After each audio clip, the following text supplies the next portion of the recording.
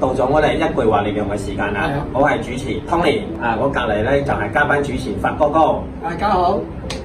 咁今日咧，我哋嘅嘉賓咧就係 Stella。係。Hello， 大家好。約咗佢就都好幾個月嘅，今日就好開心。Stella 終於可以。搞到好似好忙咁啊！其實唔係。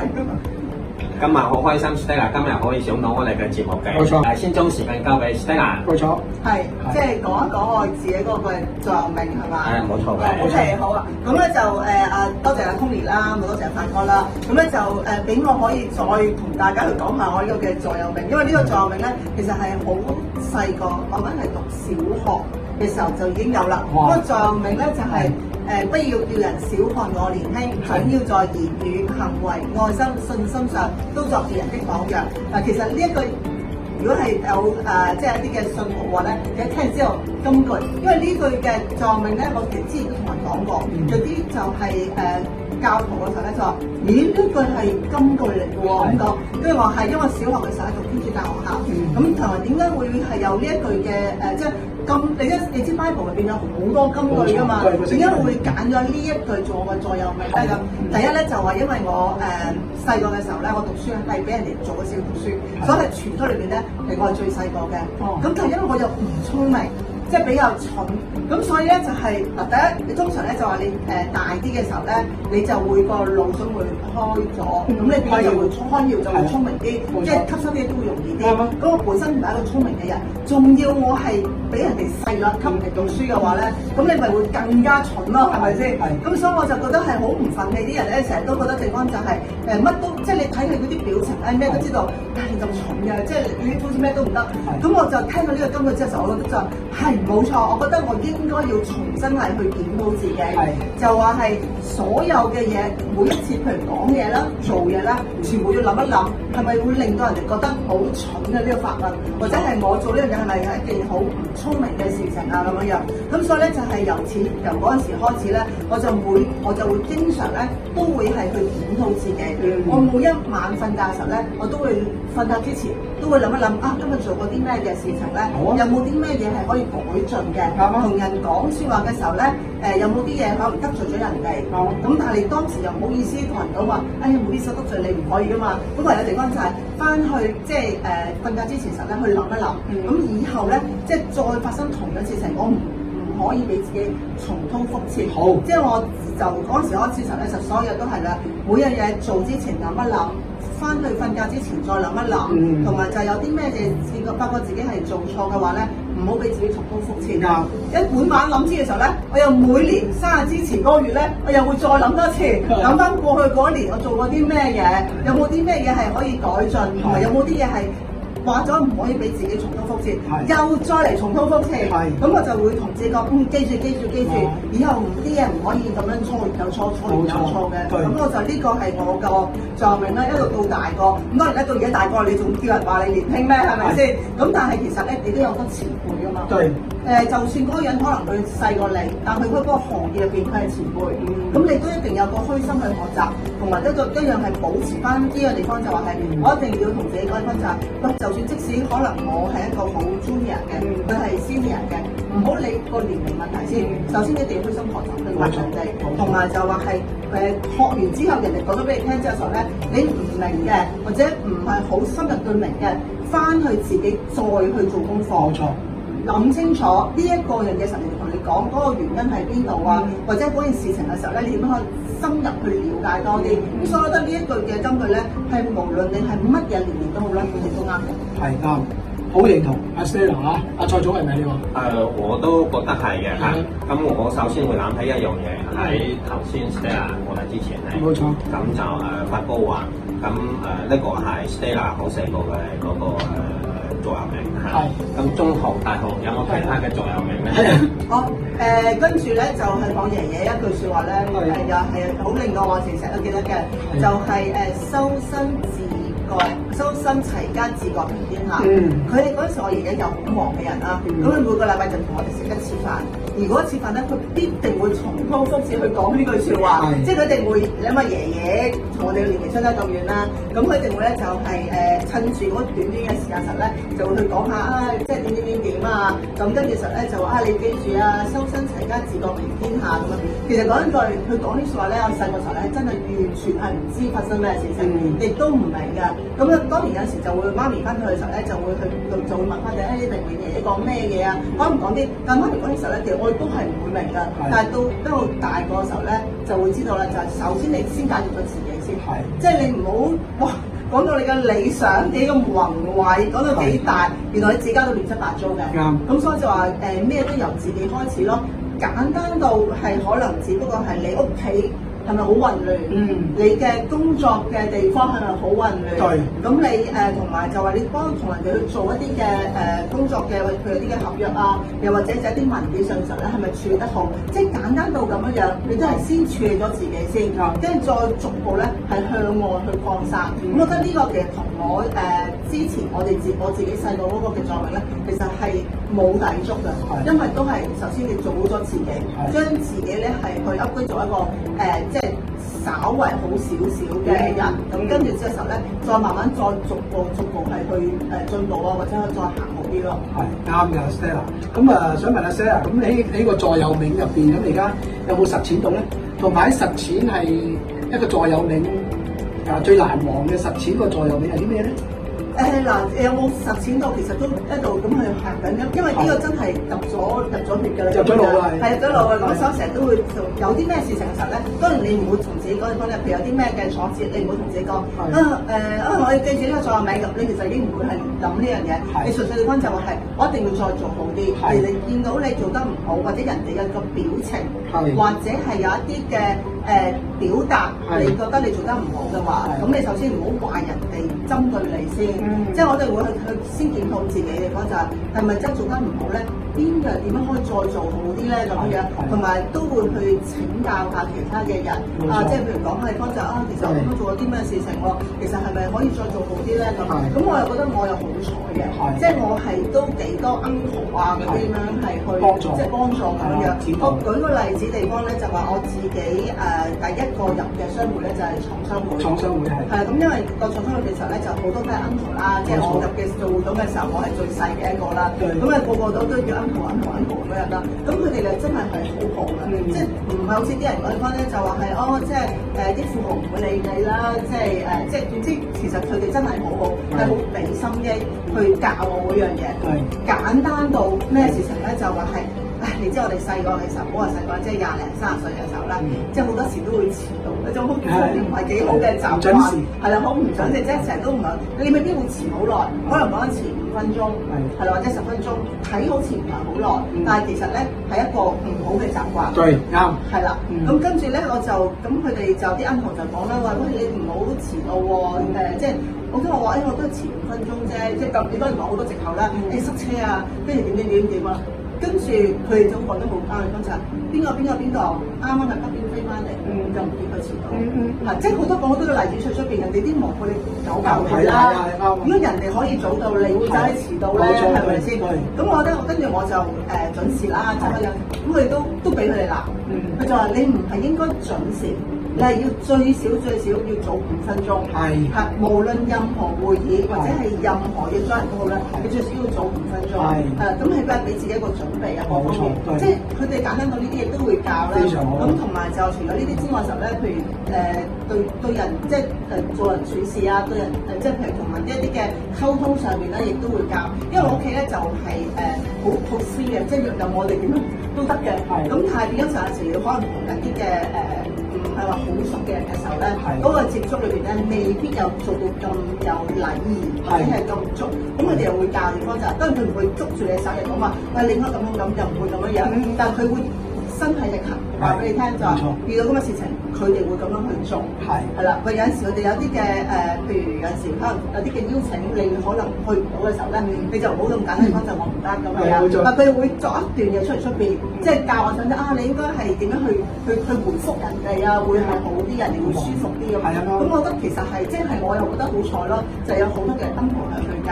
咁所以咧，其實咧就係一路以嚟嘅時候咧，咁我咪見到呢個人哋都做得咁好，咁我又不停又再去檢討自己咯。咁所以其實我覺得話過去幾廿年嘅時候咧，就係好多時都會係用一啲嘅時間咧，係去檢討自己，係做嗰啲嘢係做得好，係咪可以再好啲？做得唔好，點樣去做翻正確或者係再好啲咁樣咯？係啦，你啊其實同阿蔡總都好似㗎，蔡總都好早到嘅，永遠咧就做。好早到準時嘅，所以你兩個都好似，我要跟你兩位學習。多謝發哥，多謝師弟啦，係啦，我都覺得呢個幾好嘅。點解咧？因為點解我會早到咧？因為發哥都係早到。咁啊，就住師弟啦頭先呢一下，咁啊我覺得咧邀請師弟啦上嚟係冇錯嘅。係啊，因為同佢問多兩句你睇，即係今句咧，即係一個接一個。冇錯，咁啊，大家就學到嘢嘅。咁我都 comment 少少啊。係啊。咁啊，有時候我都同即係屋企嘅小朋友講就係話咧，即係你做一件事咧，確實係啦，就要不斷咁樣去檢討，係啦。咁啊，如果我自己嚟講咧，我哋有時候炒股票嘅，係啊，更加要啦，我哋就不斷去復盤，更加要啦，炒股票係啦，冇錯。咁每日咧收市之後咧，要不斷復盤，咁每日咧有啲咩嘢炒得好，邊度炒得唔好，咁不斷你先可以去不斷進步，係啦，係啦，咁成為一個更加優秀嘅自己，冇錯，成為一個更加優秀嘅炒股票嘅人。啱啊！呢個其實又要同發哥學習，大家一齊學習。Stella 又係喺度好有經驗嘅。咁其實喺個實踐入邊，你有咩事情係比較遺憾咧？你覺得？嗱，如果你話好似蔡總頭先喺度講，你幫佢炒股票咧，因為其實我自己做金融都做咗30年，係都頗長嘅時間。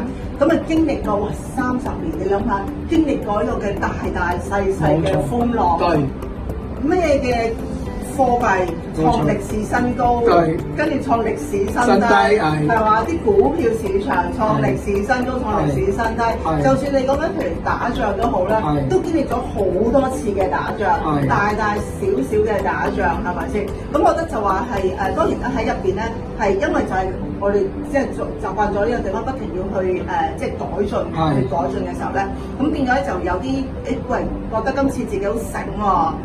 即係贏咗成個浪喎咁樣，咁啊但係與此同時，你一定係會有經歷過，即係錯晒成個浪咁樣。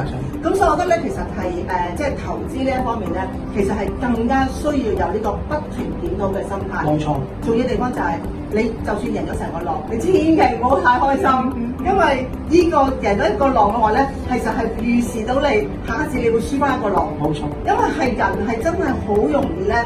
係會掉以輕心，同埋就好容易咧會有沾沾自喜，覺得喂我自己好醒啊，驕傲，係啦會驕傲。咁所以咧其實係，所以每一次都要好緊張嘅地方咧，就話係每一次啱咗同自己講，其實係好彩嘅啫，係啦，千祈唔好驕傲啊。咁啊再檢討地方咧，就話成個浪贏咗翻嚟嘅時候咧，嗰個嘅究竟係喺邊度自己能夠捉到個機會咧？咁同埋就亦都會諗地方就會唔會再好少少咧？如果譬如下一次埋嚟差唔多，但係有啲改變嘅話，自己係咪能夠夠呢個嘅反應去會再次去贏咧咁樣？咁如果你話錯嘅時候，你都當然你都試過啦。咁錯嘅時候咧，就會去同自己講，即係當然冇俾藉口地方就係喂創呢個歷史新低，冇人會知道創歷史新低嘅喎。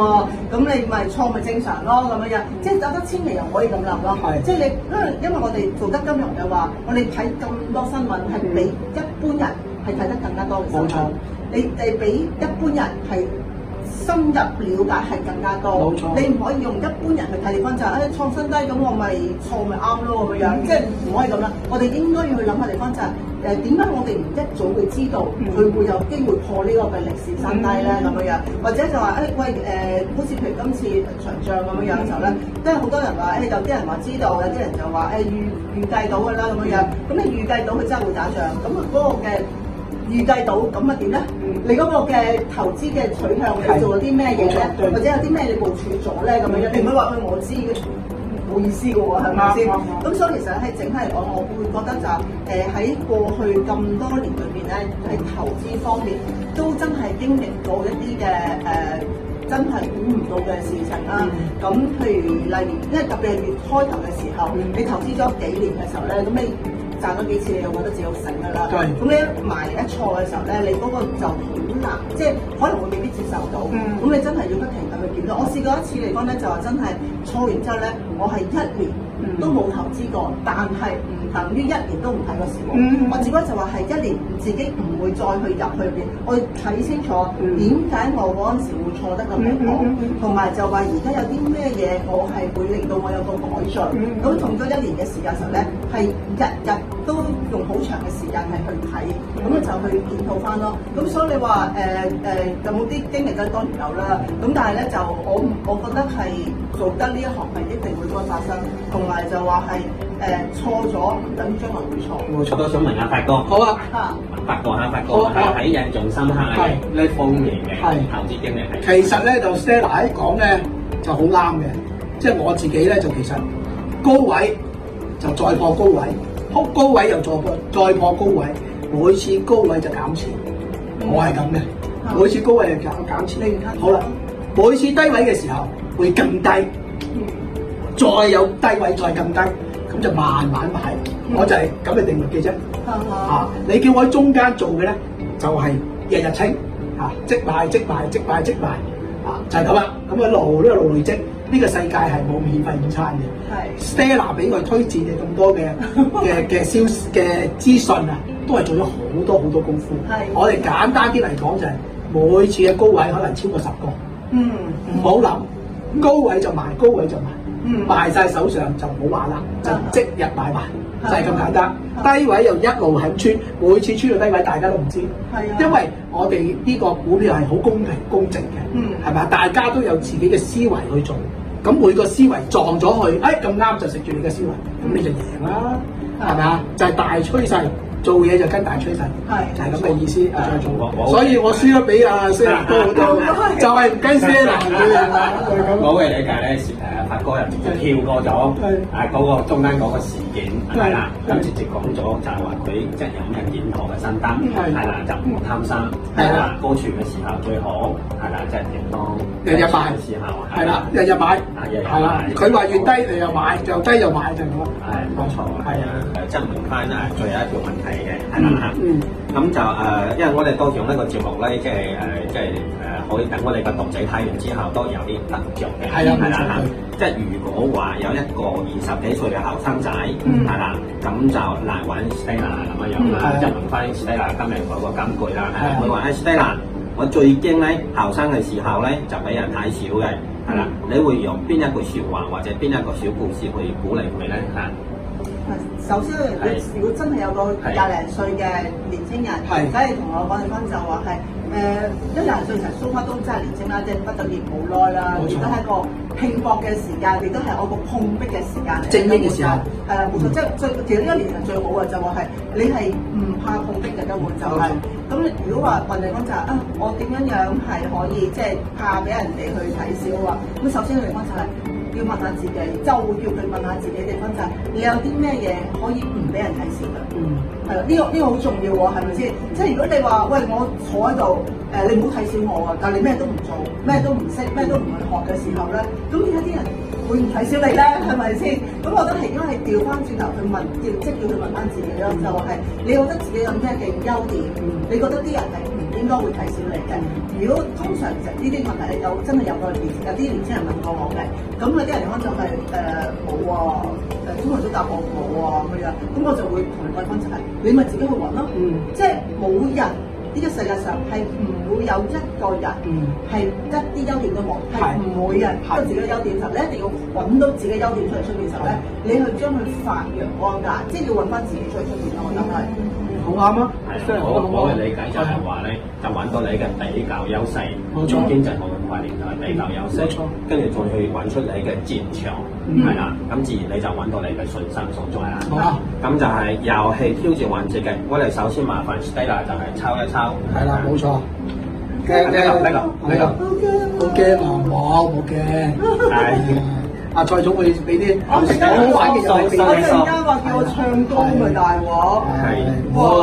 呢一唱歌係你專業係啦，嘅。俾一俾喂，技巧。要講真心話，我最中意講大話嘅喎。你通常都係女士先中意講大話噶嘛？啱啊！咁真心講大話，嗰啲仔真心講。都係繼續我嚟問啦，今次我嚟問啊。好啊，我蔡總係有冇？係，咁我哋就快問快答啦嚇。係。咁第一條問題有沒有推薦嘅書籍？係。有近期我買咗本書喺內地買翻嚟嘅，叫做《重返狼群》。好，一句説話同總結點解會推介？因為呢一本書就係內地一個成都嘅女畫家喺一個嘅大草原度救咗一隻15日大嘅狼，跟住翻到嚟去成都之後咧，係冇可能可以喺成都度長大啊嘛，送翻佢去嗰個嘅草原度。教佢點樣去捕食，教佢點樣去適應翻呢個嘅草原，點樣去分開啲狼群，係全球首例。好似好有趣。好有趣。哦，我要買本嚟睇下先。係啊，絕對值得睇。好。下一條問題，你最欣賞邊一個男明星？梗係劉德華啦！喂，第一劉德華實在咧，即係去到我呢個年齡嘅話咧，我諗所有嘅女士都會中意劉德華。又靚仔啦，由細到大都靚仔啦，到今時今日都係靚仔啦，係咪先？咁跟住靚仔、勤力，又錫老婆錫女，你完全一個 perfect 嘅男人。到時呢個片段可以轉發俾劉德華睇。下一條問題我哋就快問快答。你做過最尷尬嘅事情係乜嘢？呢個呢世都唔會忘記嘅尷尬事情，就係有一次喺街度見到一個男仔好靚仔，跟住我心諗嗰陣時條街咧，我係身邊冇朋友嘅，冇其他人，得我一個人嘅啫，因為佢好靚仔，跟住我就話佢，咁佢身邊都冇朋友，直情係啄住佢，係咁望住佢，跟住突然之間有人嗌我，個男嘅就喺側邊個女仔嗌我 Stella， 咁巧嘅，哇！我突然間喺度想匿埋啊，因為我直情係整咗男仔好靚仔咧，我佢身邊所有人我係完全睇唔到，根本就係超尷尬。好嘅。你年少時嘅夢想，下一個問題。哦，OK，好細個嘅夢想地方就做呢個作家，係啦，咁所以我係喺中學嘅時候已經寫咗個6萬字嘅小説，但係無奈係嗰陣時嘅要求係10萬字，所以到最後都係唔成功出唔到呢一本書。發過下咩主題咧？咁梗係愛情小説啦，愛情小説啦，中學時間嘅時候愛情小説啦。原來係金融行業嘅一個愛情小説家。犀利啊！呢個犀利嘅，經過不少金融風暴，講愛情啊，呢個好浪漫啊。係。下一條問題係關於投資嘅嚇，係首次投資嘅年齡。我應該係大概18歲到，嗰陣時係屋企人叫我就話係你要將啲零用錢係去投資。咁其實我應該諗下先，我應該可以再推前啲，就係我係應該係讀中學嘅時候。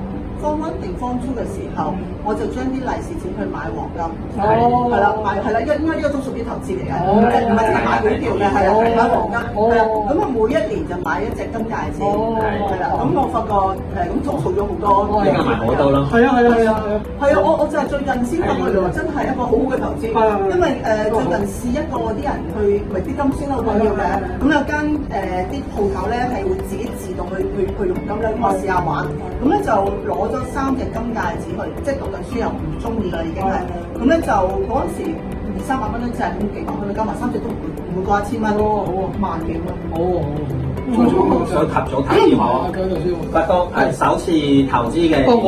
我就其實咧就好細個，其實我咧就係可能係9歲就開始投資。哇！